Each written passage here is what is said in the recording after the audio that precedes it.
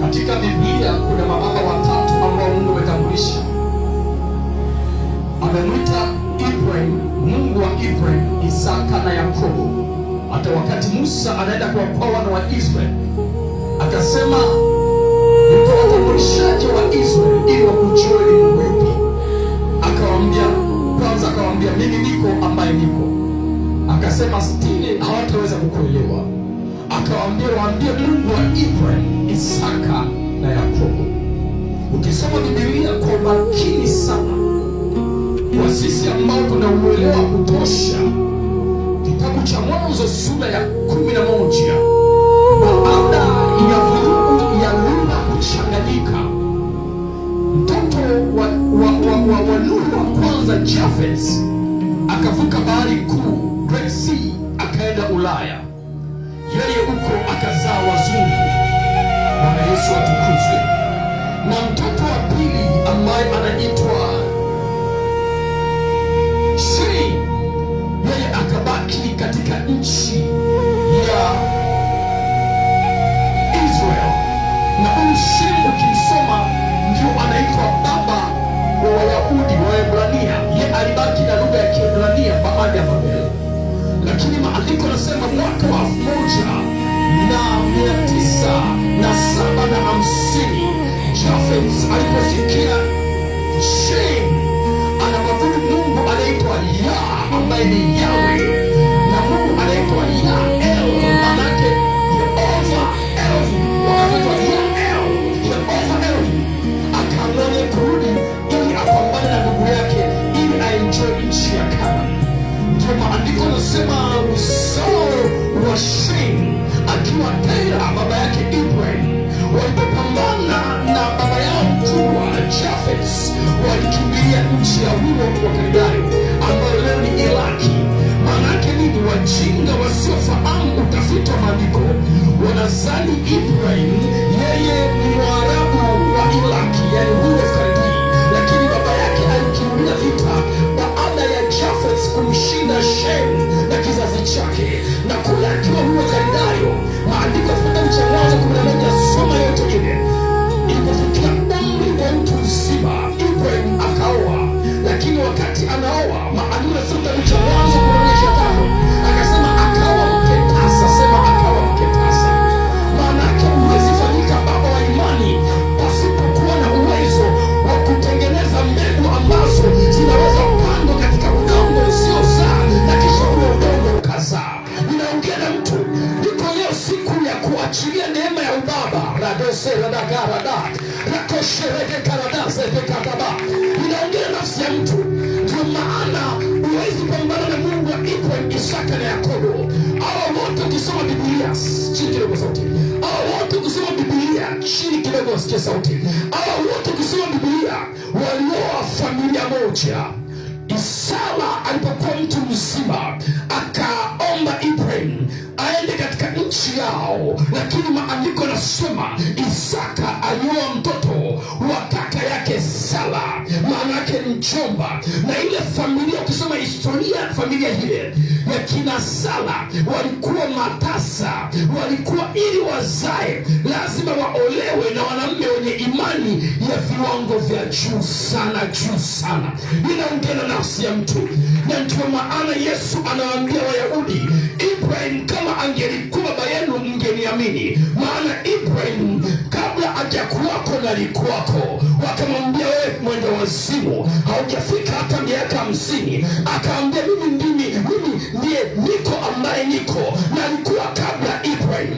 Maanake nini? Ukisoma Biblia yako kitabu cha Mwanzo ile sura ya 10 radoshambo ya 17 utaona maandiko yanasema ya kwamba Musa Ibrahim alitokewa na Melkizedeki. Huyu Melkizedeki alikuwa mfalme wa Salem.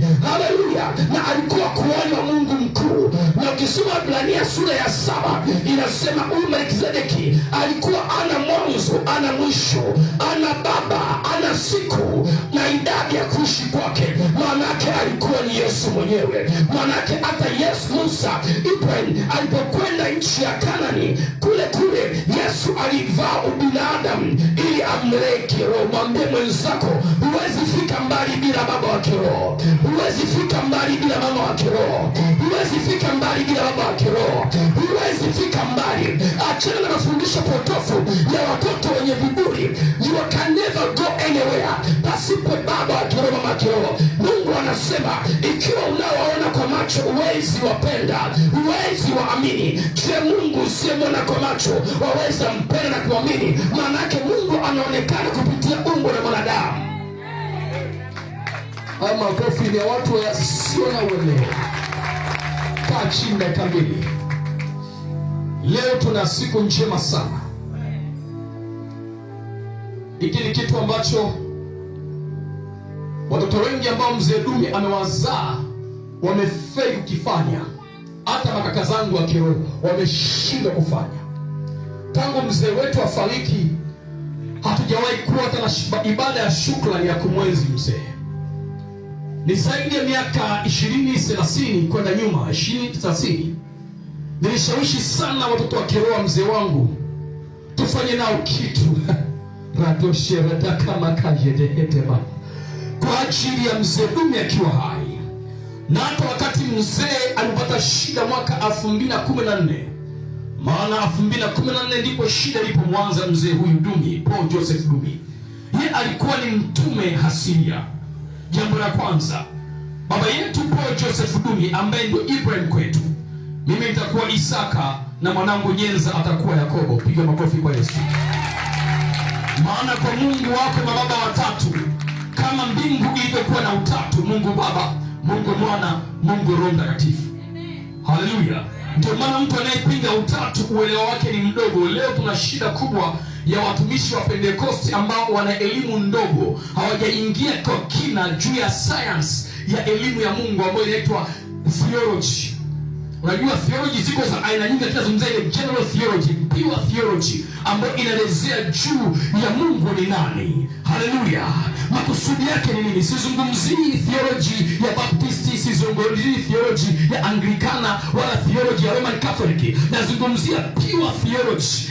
Theology ile ambayo inaelezea juu ya mawazo ya Mungu. Neno theo maana yake mawazo ya Mungu juu ya mwanadamu. Haleluya. Sizungumzii theology za udini za mapokeo. Nazungumzia ile elimu pure ya mawazo ya Mungu juu ya kila mwanadamu anayepaswa kumwamini. Piga makofi na shangwe kwa huyu Yesu. Haleluya. Haya makofi sio mazuri. Shukuruni Bwana kwa kuwa ni mwema, kwa maana fadhili zake ni za milele. Mshukuruni Bwana. Simama. Ni Bwana kwa usimbe flat. Ni mwema kwa maana fadhili zake ni za milele. Mshukuruni Bwana. Piano ache. Wakua tena mami. Wacha nao. Kwa maana fadhili zake ni za milele. Mshukuruni Bwana kanisa. Kuimba.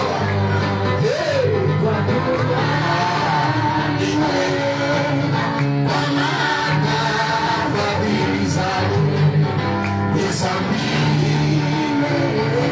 Shukuruni Bwana wa mabwana. Basi mmezoea manyimbo yenu yale ambayo mmeyazoea kaa chini. Haleluya. Piga makofi na shangwe kwa Yesu.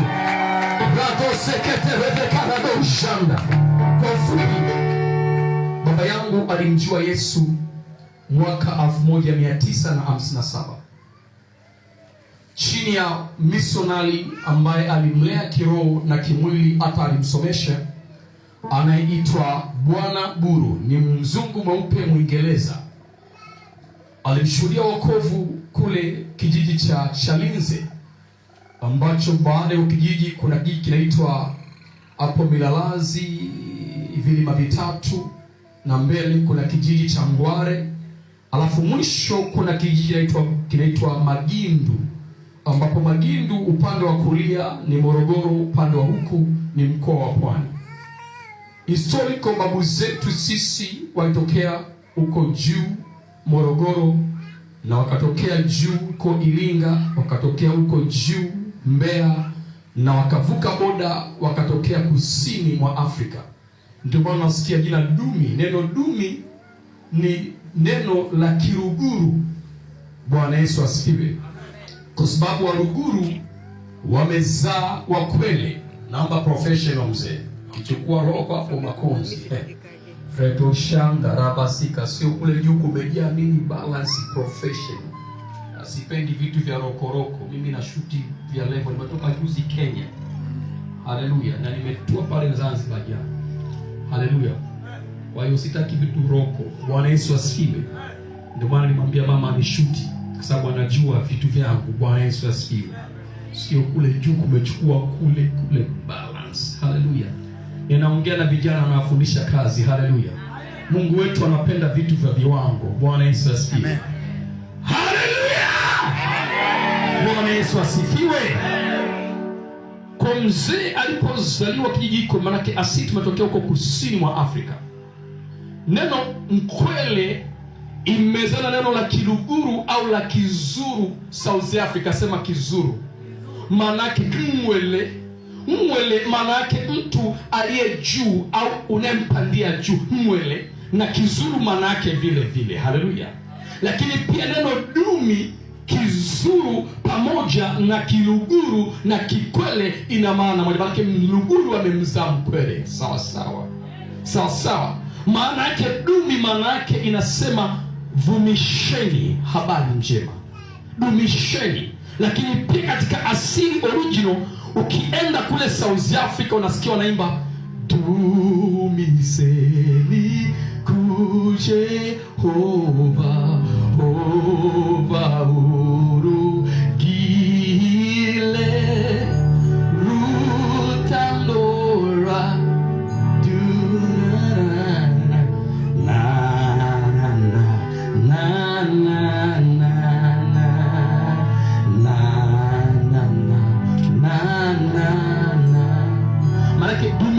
manake msifuni Yehova. Haleluya.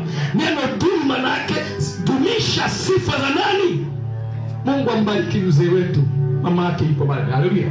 Kwa Mungu alimchagua kati ya watoto 10. Ye alikuwa mzaliwa wa kwanza wa kiume. Alianza dada, akaja yeye, akachaguliwa kuwa mtumishi. Bwana Yesu asifiwe.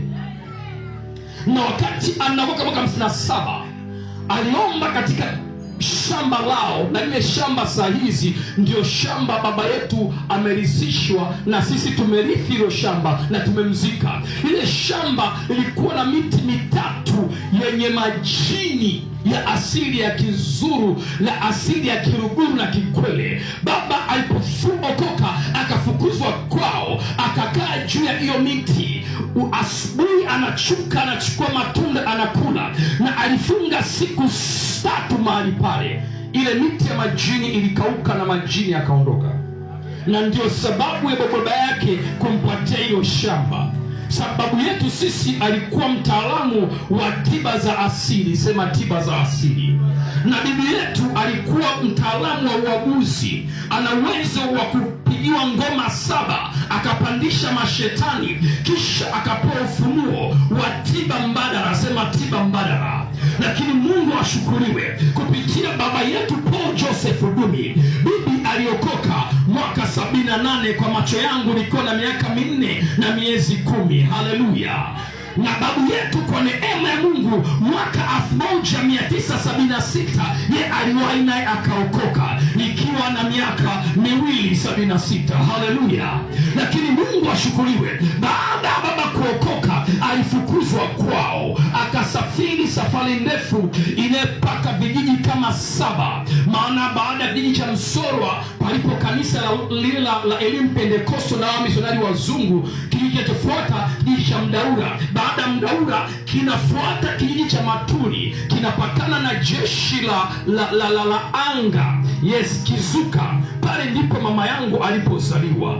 Kwa hiyo baba yangu alishuhudiwa habari njema kwamba yuko binti katika kijiji cha Maturi, baba yake naye anaelekea wokovu, na baba alienda katika kijiji akamshuhudia babu yangu mzaa mama anayeitwa Yohana. Yes, Yohana Mary Kwakwala. Yohana Mary Kwakwala, sawa sawa. Hiyo Mary labda anaweza kuwa baba yangu mzaa mama ni Mchaga, maana neno Mary ina tafsiri ya Kichaga na Kiebrania.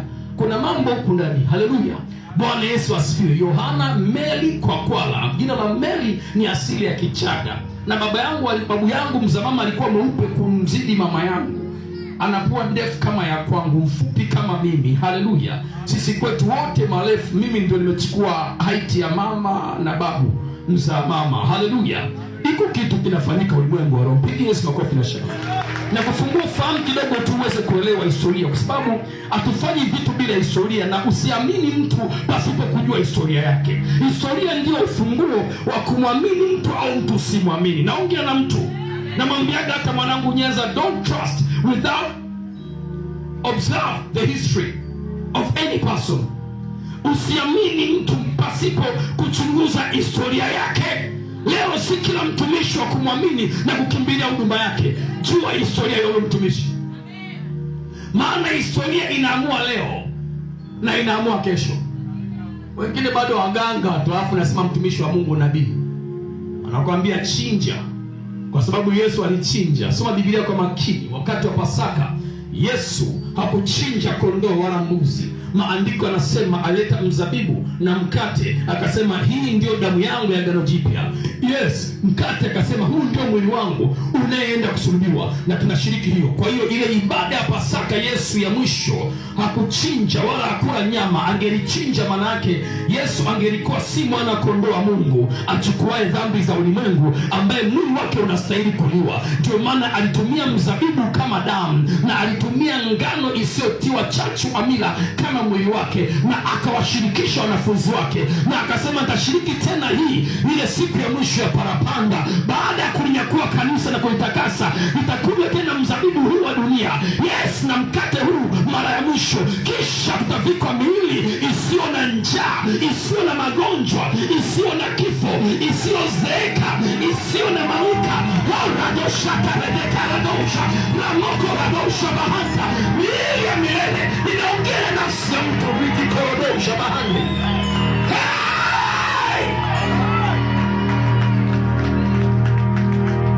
Mwambia mwenzako iko neema, iko neema.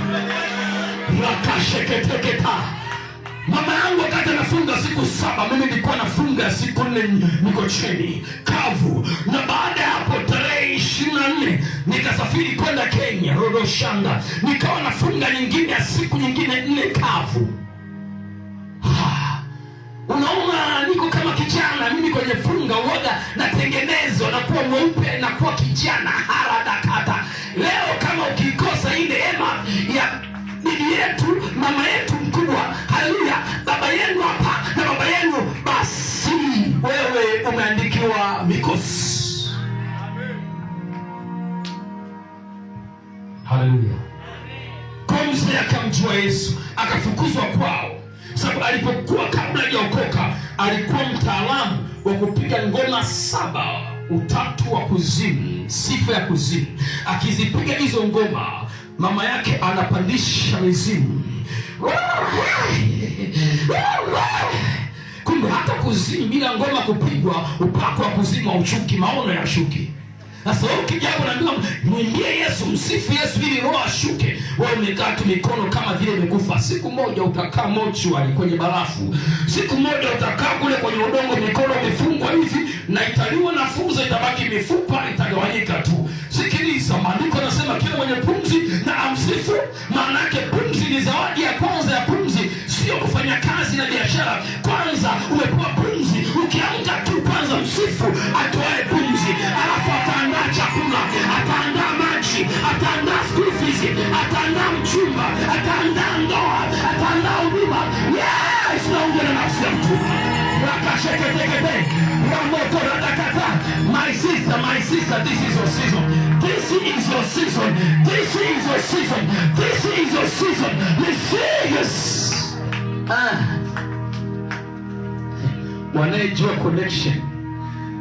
Kutoka 23 inasema 25, msijionyeshe mbele ya mitume na manabii wa Bwana mikono mitupu. Hii mbegu utashika milioni kabla mwisho wa mwaka huu. Nimesema millions, not million, millions before end of this year. Kwa sababu hii ndio currency ya mwisho. Kipimo upimacho utapimiwa. Maandiko hayo sio ya kwangu.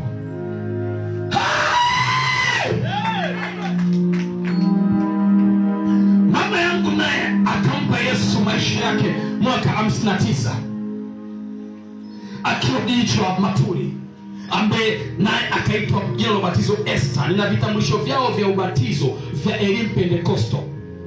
Wengi nadhani ni wabaptisti, sio wabaptisti hawa. Walikuja mwaka 67 Dar es Salaam kwa sababu ya mtoto anaitwa Simon Ernest Dumi. Alipozaliwa tu mdogo, mama yake alitoka na mfuko wa uzazi, mama yake akafa naye akafa. Kwa desturi za Kiruguru wakasema mtoto huyu kwa sababu mama yake amefariki auawe. Lakini baba na dada yake mkubwa wote wamepumzika huko mbinguni, wakamficha katika msitu ule mtoto.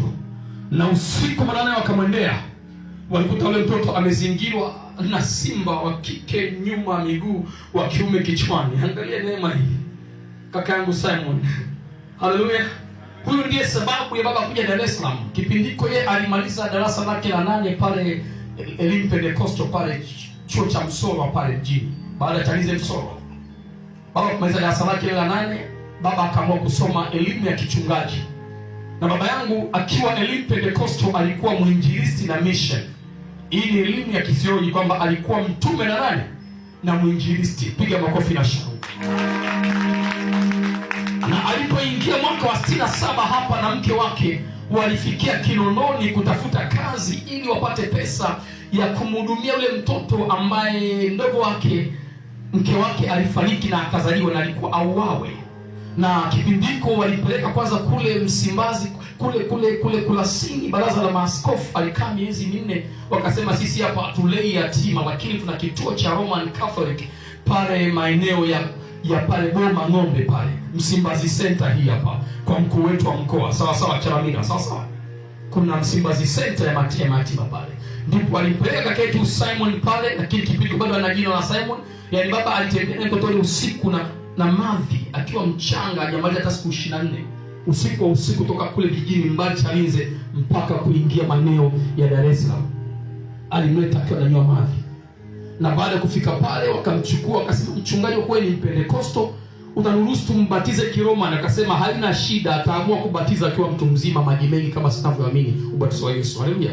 Akabatizwa maji madogo ya Roman Catholic. Na akasema unaruhusu tumpatie jina? Akasema ndio, tutamuita Simeon. Haleluya.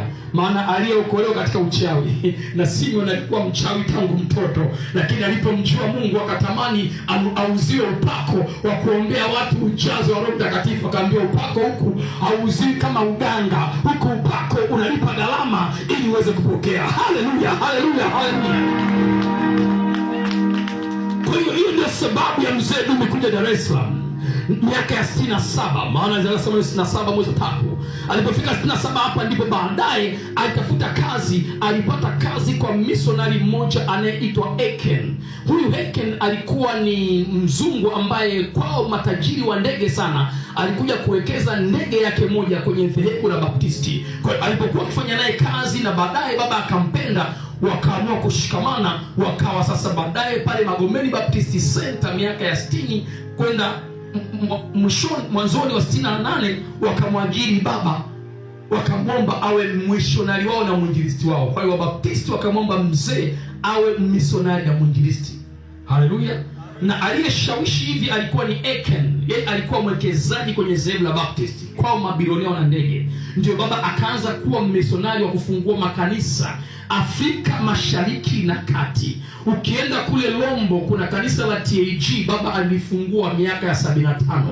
Radouj Mekanta. Ukienda Kenya kule kote, Mombasa, kila mahali. Ukienda Uganda, ukienda upande wa Kongo, Zambia, walikuwa na ndege ya watu 4, kisha wakawa na ndege ya watu wangapi?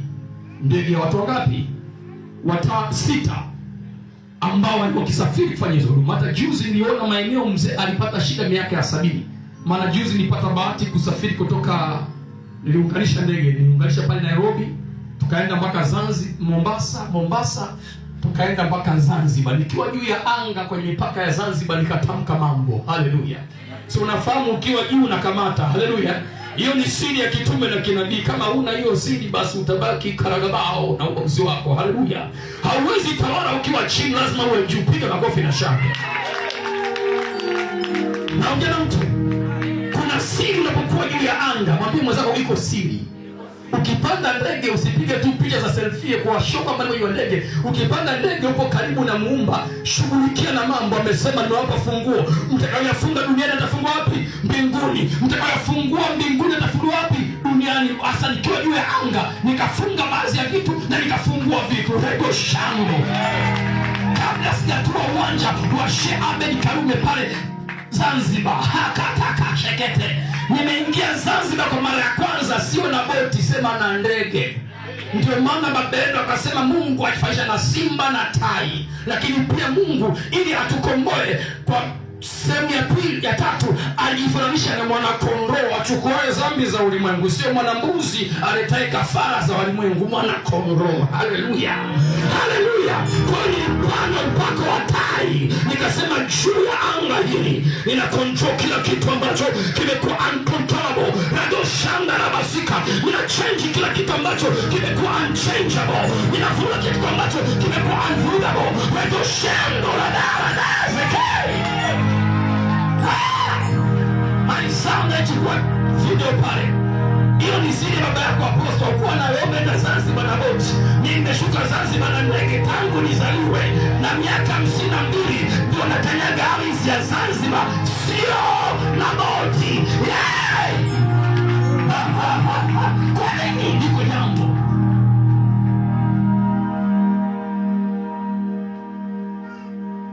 Kuna siri mkizijua, umaskini bye bye, kutawaliwa bye bye, kuonewa bye bye, kukaliwa bye bye, kudanganywa bye bye. Say God, sema Mungu, nipe hekima za kimbingu, nipe akili zako. Aliposema Suleiman naomba hekima, maana yake Mungu naomba uwezo wa akili zako wa kujua kufanya vitu kama unavyofanya wewe. Hiyo Ibrahim hajawahi kuomba, Suleiman pekee. Akasema sijawahi kuona ombi kama hili. Wewe unaomba mkate, mwambie Mungu nipe hekima. Hekima ndio chanzo cha uweza, uumbaji, nguvu, ufalme, utawala, umilikaji wa Mungu. Amen. Na nizikia. Maana mwanamke mwenye hekima ujenga nyumba. Nyumba haijengwi na ulembo. Nyumba haijengwi na TikTok. Nyumba haijengwi na Facebook, Instagram. Nyumba haijengwi na wanja. Nyumba haijengwi na wigi. Mwanamke naongea na wewe. Nyumba inajengwa na hekima, tena si ya kibinadamu. Hekima ya Bwana wetu Yesu. Maana Wakorintho nasema Yesu ndiyo hekima ya Mungu, na vitu vyote vimejengwa kwa hiyo hekima ya Bwana wetu Yesu Masihi. Piga makofi na shangwe.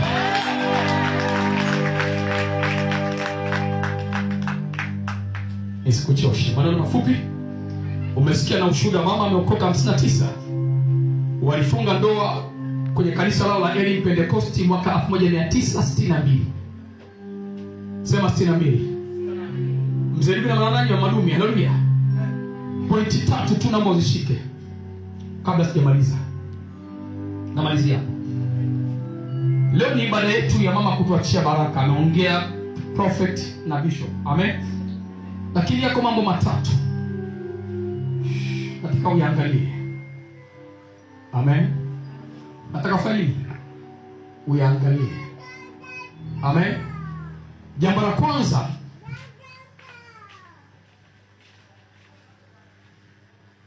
Biblia inasema hivi, mababa pamoja na kina mama uachia baraka. Uachia nini? Baraka. Naudia, mababa pamoja na wakina mama uachie baraka unapowafanyia mambo au matendo yenye kuwafurahisha. Yenye nini? Kuwafurahisha. Na kuwafurahisha kitu gani? Kuwafurahisha mioyo yao. Sema mioyo yao, wakiwa wangali hai. Taka mmoja alisome Biblia pale, kwa sababu natumia dakika 5 tu tufanye kile ninachokifanya. Mwenye Biblia alisome pale. Mababa au akina mama, uachie baraka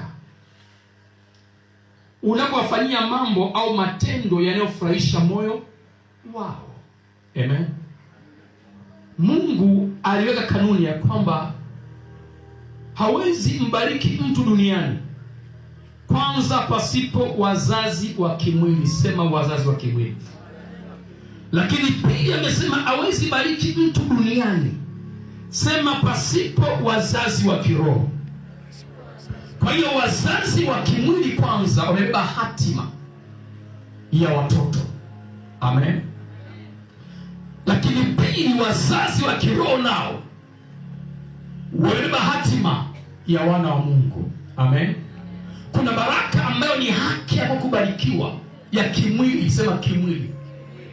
Unajua mafanikio, fedha, mali, afya, maisha marefu, ndoa njema, watoto wanasoma shule nzuri, hizi baraka zinazalishwa na wazazi wa kimwili. Sawa sawa. Ndio maana Waefeso 6 anasema heshimu baba na mama yako, siku zako zipate kuwa nyingi, alafu pili upate heri wapi? Duniani. Amen. Heri wapi? Kumbe kwenye heshima ya wazazi wa kimwili, cha kwanza utakuwa na maisha marefu. Wako watu wana maisha marefu lakini wamekosa nini? Heri. Heri maana yake wamekosa mafanikio na ustawi. Sema mafanikio na ustawi. Kwenye heri kuna baraka, na ile baraka inazaa mafanikio, alafu pili sema ustawi. Ndio maana na miaka 52 mimi sasa celebrate birthday mwezi wa pili tarehe 24. Lakini look at me. I'm like a teen boy. Just man. Why?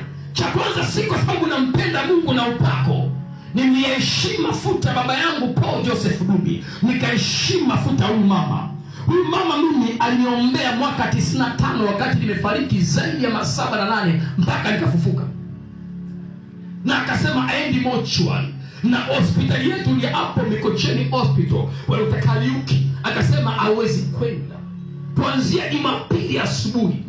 Na nikamhoji Mungu, kwa nini nilifariki Jumapili? Mama akanambia, mwanangu nilikuzaa Jumapili saa 11 asubuhi bila tabu.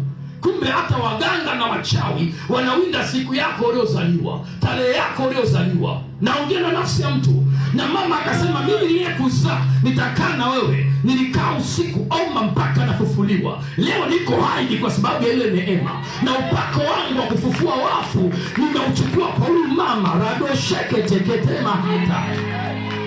Baba yangu alishawahi kumwambia mke wangu John, akaambia Tito, akikwambia jambo au akiona jambo muamini, kwa sababu Tito ana neema ya kinabii 100%. Na hii neema ya kinabii baba Dumi anamwambia John, Tito aliyechukua kwangu kaichukua kwa mama yake. Mama yake ana nusu ya kinabii, yeye kachukua nusu nyingine. Sio mambo ya kujigamba. Ameongea baba yetu hapa mkasema najigamba. No, na mimi pia naongea kwangu. Nipitishe mkono basi mzee. Kuna vitu watu lazima mjifunze. Leo ni siku ya kuachilia neema ya utatu.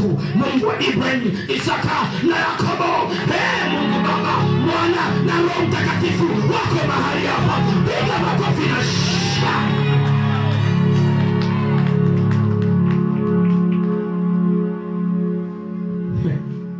nimetoka Kenya na ndege Jumatano saa 3:15 usiku. Nimeingia na ndege saa 6 siku ya Alhamisi hapo airport. Walikuja kunipokea wote mpaka na bibi Dume akaja kunipokea airport. Amen. Kwa hiyo nimemaliza mwezi wa 6. Sema juu. Sema bali wamngojea Bwana wataruka juu kwa mbawa kama tai. Wamngojea nani? Mwambia kusema watakimbia chini kama kuku. Sema wataruka juu. Unajua kuku ana mabawa kama mwewe lakini kama tai, lakini hawezi ruka juu. Unaona kweli? Tell your neighbor nakataa maono ya kuku mwaka huu. Hii miezi 6 naye maliza. Sitatembea chini kama kuku tena. Sitachakua chini kama kuku tena. Nitapaa kama tai. Haleluya! Kama tai.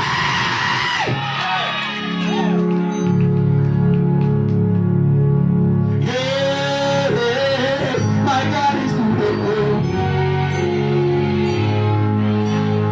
Yeah, my God is good.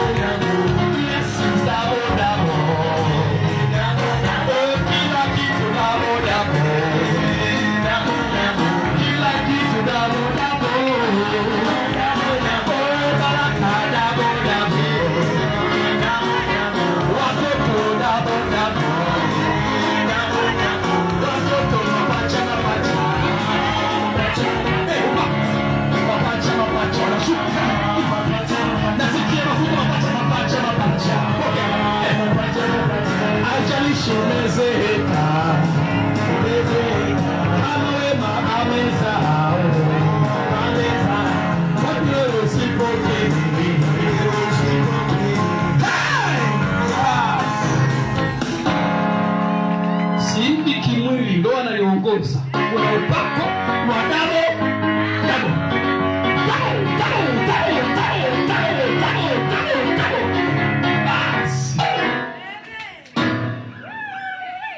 Nifungulie kitabu cha Mwanzo sura 27 mstari wa 1 mpaka wa 4. Nimejitafsiri hiyo hiyo. 27 kuanzia mstari wa 1 hadi wa 14. Nitasoma mstari wa Bwana. Ikawa Isaka alipokuwa mzee na macho yake yakapofuka, asione, akamwita Esau nawe mkubwa. Akamwambia mwanangu. Naye akamwita, akamwitikia, mimi hapa. 2 akasema, tazama sasa mimi nimekuwa mzee, wala sijui siku ya kufa kwangu. 3 basi nakuomba chukua mata yako na podo yako na upinde wako, ukaende nyikani, ukaniwindie mawindo. 4 ukanifanyie chakula kitamu namna ile niipendayo.